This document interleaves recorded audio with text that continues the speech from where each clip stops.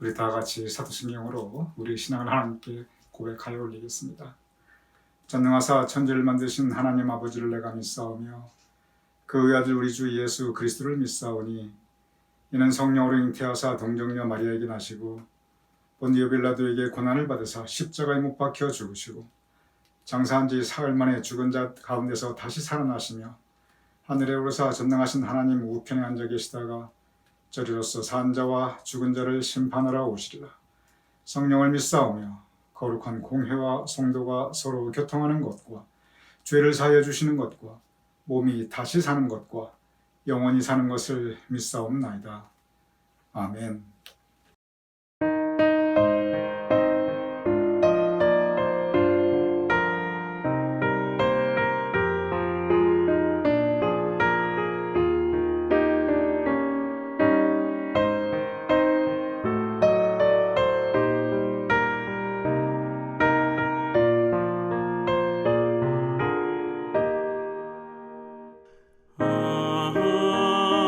하나님의 은혜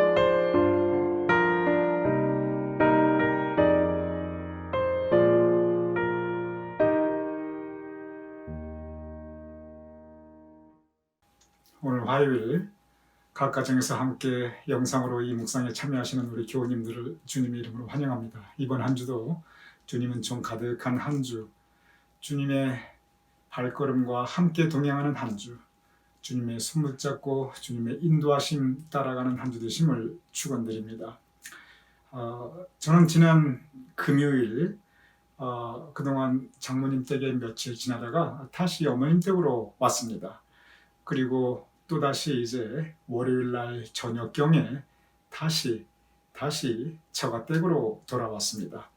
그렇게 계속 앞으로도 한 번 정도 더 어머님 댁에 갔다가 또 한 번 처가 댁에 오고 이렇게 주로 어머님 댁에서도 계속 며칠 지내고 또 중간중간 처가 댁에서도 며칠 지내고 이러한 일정을 진행할 예정입니다.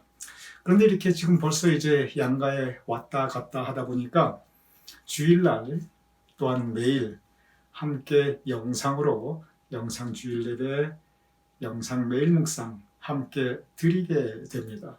그래서 제가 뭘 느꼈냐 하면 이 양가 어르신께서 우리 어머님도 그렇고 또 장인 장모님도 그렇고 이 영상 예배에 아주 익숙해 계셔요. 저는 처음에 이 영상 예배 보여드리면 뭔가 좀 새로 하실 줄 알았더니 그게 아니에요. 이미 굉장히 익숙해 계십니다. 왜냐하면 한국에서도 이미 팬데믹 기간이 벌써 1년이 훨씬 지났는데 그동안 여러분 아시다시피 한국도 교회에서 대면 예배, 직접 예배 드리는 것을 많은 경우 금지하였습니다. 풀렸다고 해도 아직까지 제한이 많습니다. 그러니 이 제한이 뭐냐면 각 교회마다 자율적으로 일단 70세가 넘으셨다. 또 어떤 교회는 65세예요. 일단 70세가 넘으셨다면 아예 교회에 나오지 못하도록 하는 방침입니다. 이건 차별 대우가 아니라 연세 드신 분께서 아무래도 더 위험하니까, 취약군이니까. 그래서 사실 이것은 차별이 아니고 배려의 차원에서 이 교회에 나오시지 않도록 그렇게 안내를 하고 있습니다. 잠깐 여기에서 이제 이곳의 분위기를 제가 보면은 제가 이렇게 한국에 오겠다고 생각한 가장 큰 이유가 사실은 이 결심할 수 있었던 그 가능성, 그게 뭐냐면 저와 제 아내가 벌써 1차, 2차 접종을 다 완료하였습니다. 그래서 1차, 2차 접종을 다 완료하고 그리고 나서 이제 우리들이 안전하구나, 우리만 안전한 게 아니라 다른 분들에게 이 코로나 바이러스를 설령 어떤 이유든지 전할 가능성이 거의 없구나. 그러한 그 판단하에 이제 한국으로 나오기로 결정을 했지요. 그런데 지금 미국은 여러분 잘 아시다시피 대부분의 백신 접종이 이루어진 상태입니다. 젊은 분들도 저희 집 아들, 두 아이도 아들, 딸 다 백신 1차, 2차 다 맞췄어요. 그래서 미국은 이미 이제 접종이 많이 이루어진 상태입니다. 그런데 한국에 와보니 이 한국 상황이 그렇지가 않아요.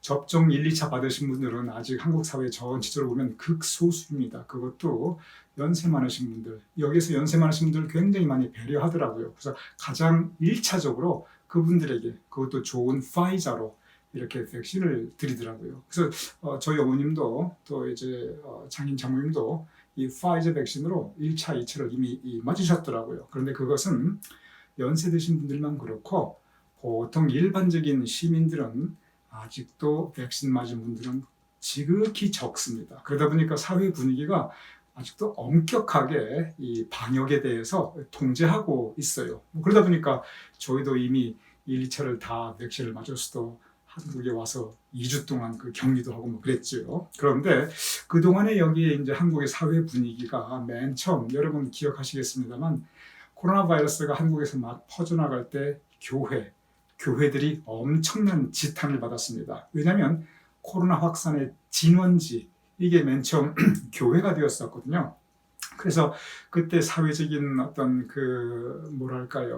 인식도 좋지 않았고 또 교회가 스스로 자제하고 이러다 보니까 그동안 대면 예배를 거의 안 했고 요즘 풀렸다고 해도 굉장히 제한된 상태에서 이렇게 합니다.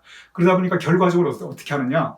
저희 교회와 마찬가지로 한국의 대부분의 교회들이 영상 예배로 이미 전환을 한 상태입니다.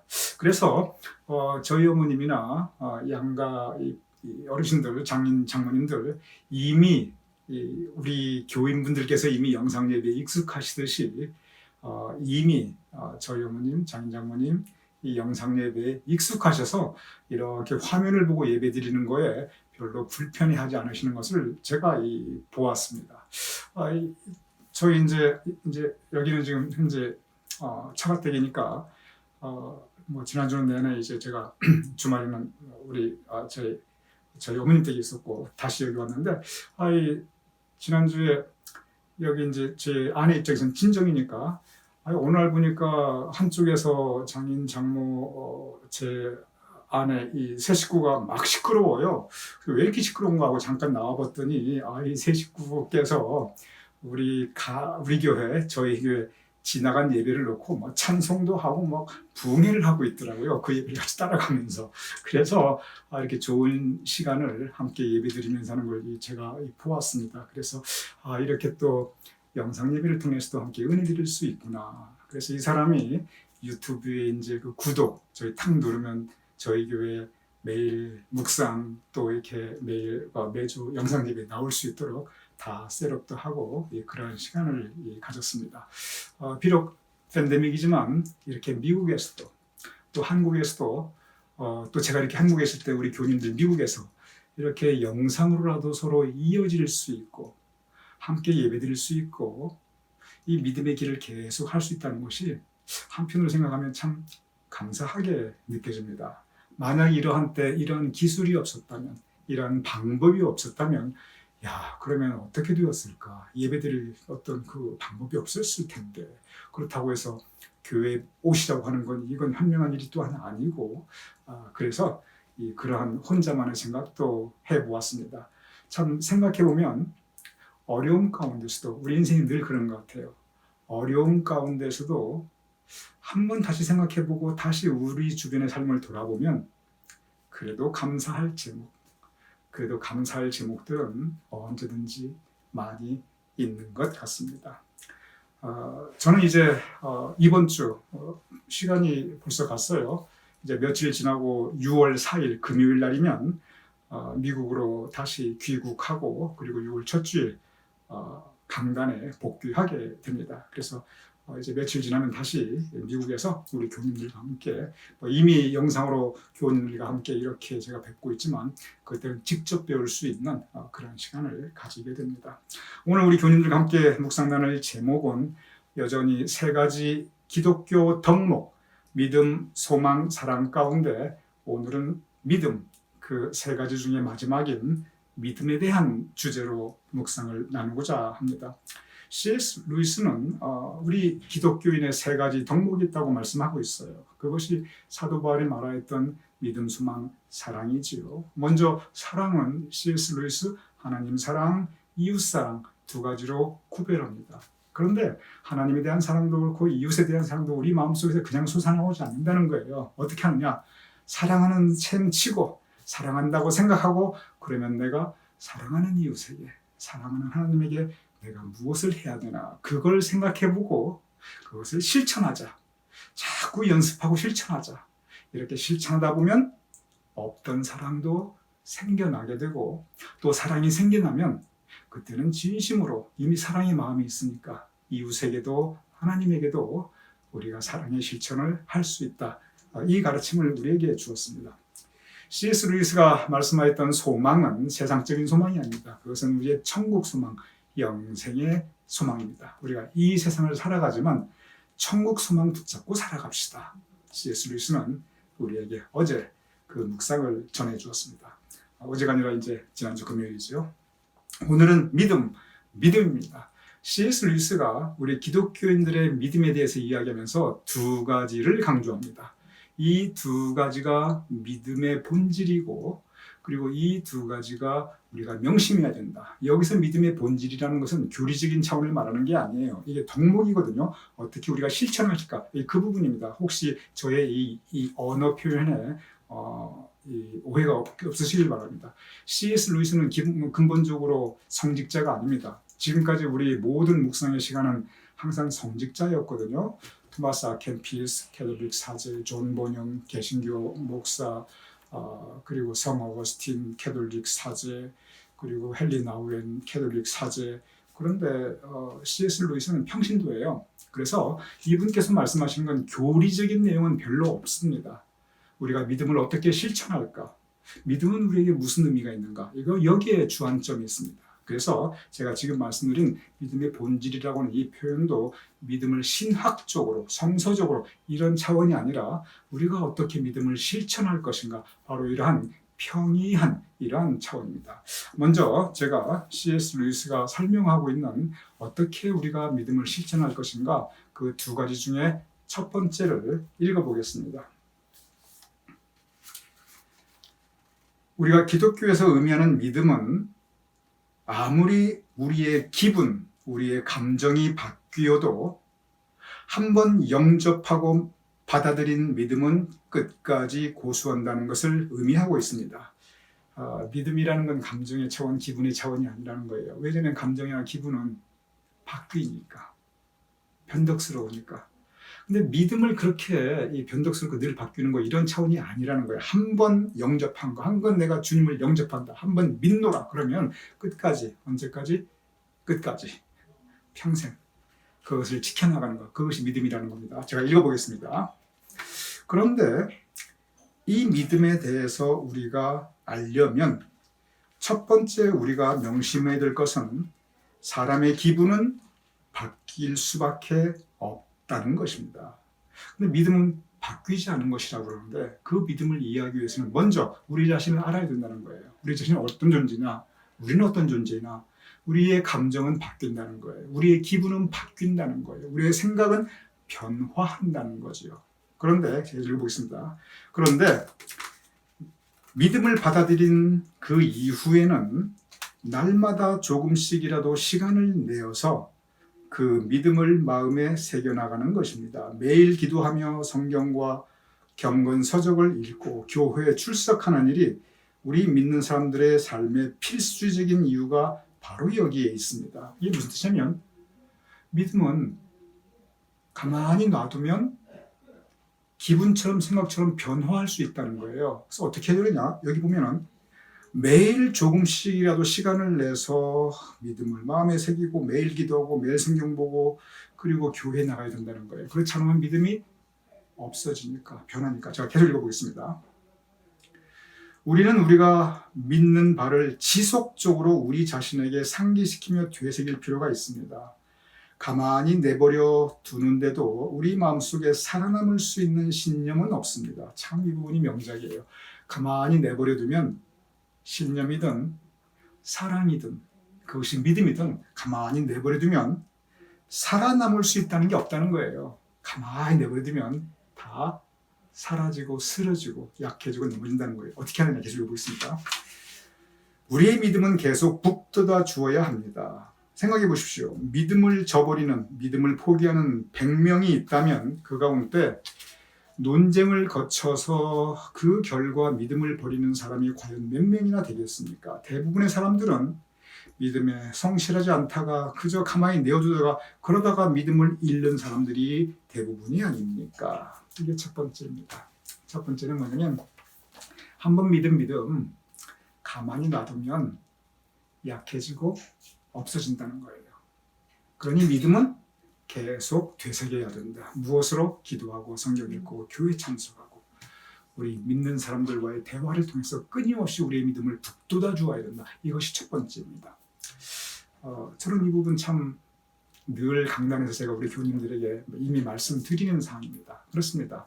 믿음은 계속 우리 자신들을 이 믿음의 습관, 믿음의 생활을 이어나가야지 마치 우리 마음과 믿음은 이 정원과 같아서 가만히 내버려두면 잡초가 돋아나고 커나가고 그리고 꽃은 죽게 됩니다. 믿음도 그래요. 우리 마음도 그렇습니다. 우리 정신세계가 그렇습니다. 그 부분을 C.S. 루이스가 강조하고 있습니다. 그러면 어떻게 우리가 그 믿음을 지켜나가는가? 그 구체적인 방법입니다. 제가 읽어보겠습니다. 이제 저는 그 믿음의 두 번째 의미, 어떻게 믿음을 지켜나가는가에 대해서 또 다른 차원의 의미를 말씀드리고자 합니다.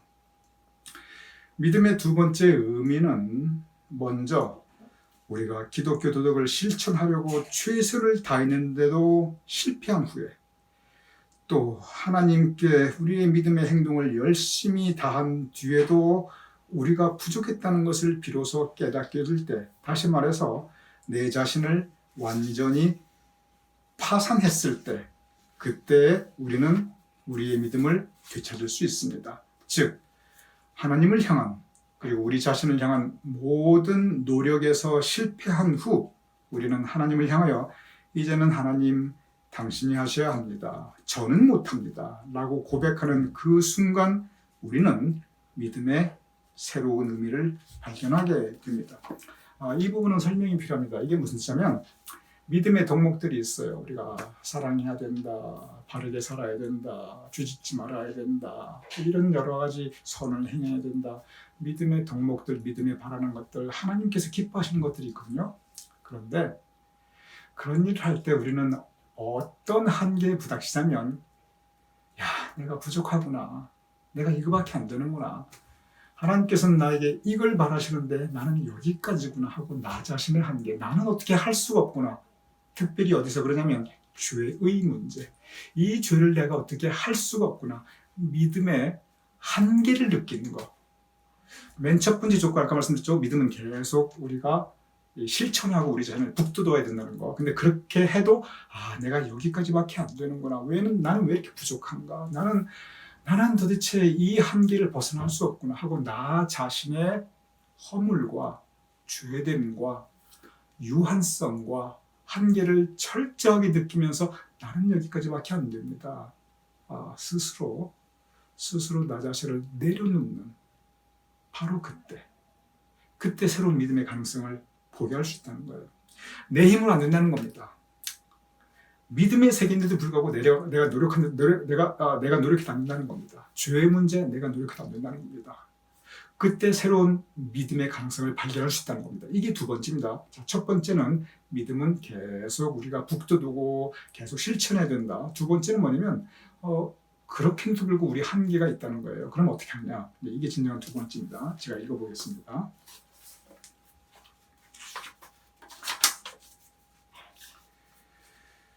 그리스도인으로서 믿음을 가진다는 것은 우리 자신을 내려놓고 그리스도를 전적으로 신뢰한다는 뜻입니다.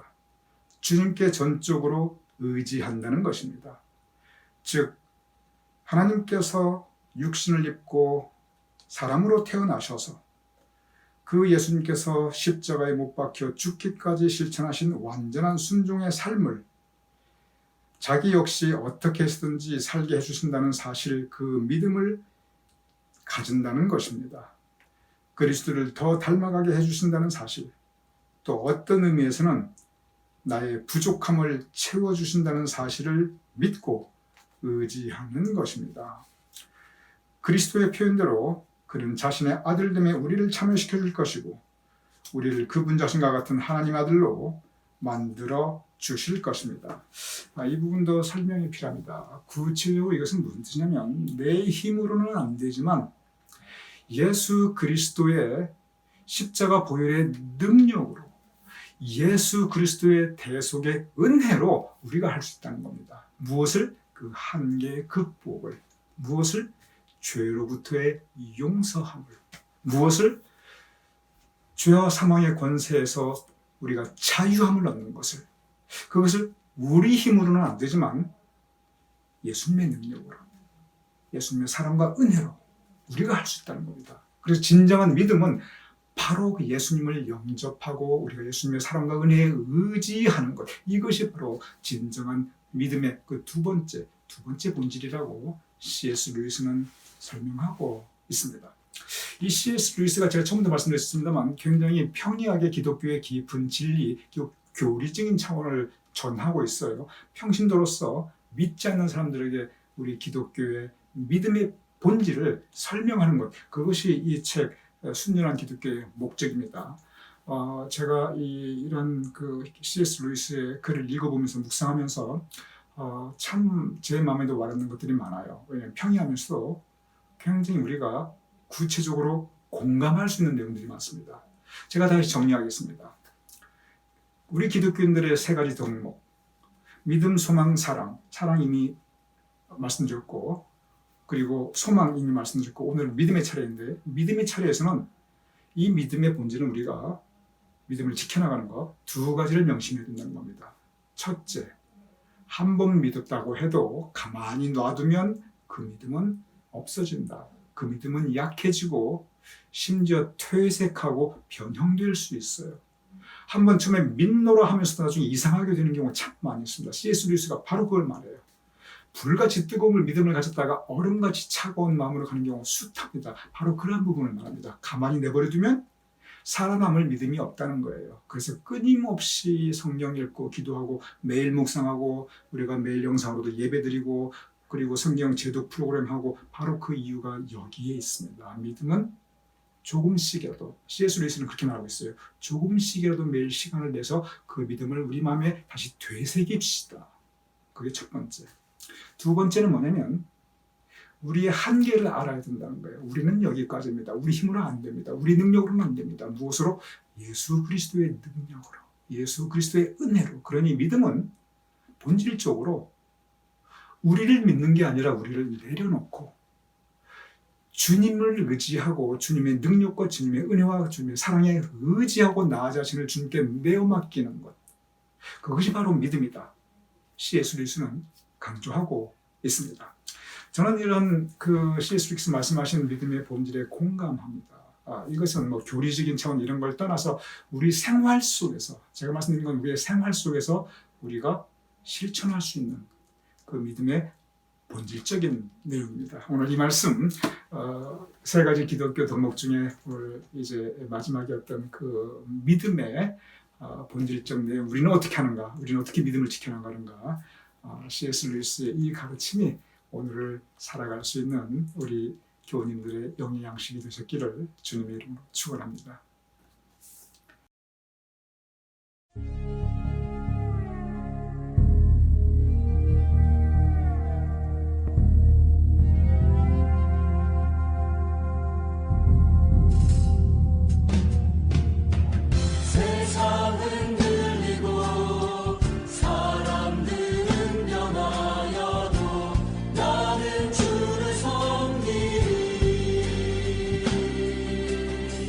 주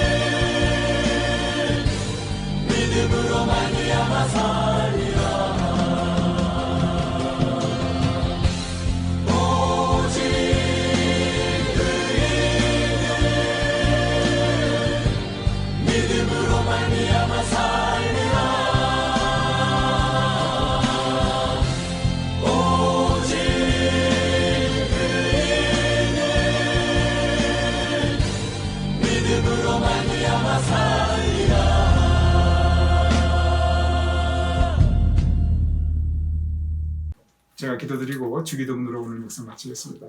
아버지 하나님, 우리에게 금보다 귀한 믿음을 허락하여 주심을 감사합니다. 이 믿음을 잘 지켜나갈 수 있도록 도와주시옵소서. 이 믿음을 그냥 내버려 두지 아니하고 끊임없이 되새기면서 말씀 보고 기도하고 묵상하며 그리고 예배드리며 성도님들과 아름다운 성도의 교제를 나누며 우리의 믿음을 계속 지켜나갈 수 있도록 되새길 수 있도록 도와주시옵소서. 또한 아버지 하나님, 우리를 의지하는 것이 아니라 살아계신 주 예수 그리스도의 은혜와 사랑에 의지하며 주님을 영접하고 그 주님을 믿는 그 믿음에 의지하며 살아가는 겸손한 예수 그리스도의 제자로서 살아갈 수 있도록 주님 도와주시옵소서. 그리하여 우리는 약하고 우리는 허물 많고 우리는 부족하지만 그러나 주님께서 붙잡아 주시는 그 능력과 손길에 의하여 우리가 믿음의 길을 승리하며 살아갈 수 있도록 주님 도와주시옵소서. 감사하며 예수님 이름으로 기도드렸사옵나이다. 아멘. 우리 함께 주기도문 하시겠습니다. 하늘에 계신 우리 아버지시여, 이름이 거룩히 여김을 받으시오며 나라의 마옵시며 뜻이 하늘에서 이루어진 것 같이 땅에서도 이루어지이다. 오늘날 우리에게 일용할 양식을 주옵시고 우리가 우리에게 주신 대로 사하여 준 것 같이 우리 죄를 사하여 주옵시고 우리를 시험에 들게 하지 마옵시고 다만 악에서 구하옵소서. 대개 나라와 권세와 영광이 아버지께 영원히 있사옵나이다. 아멘.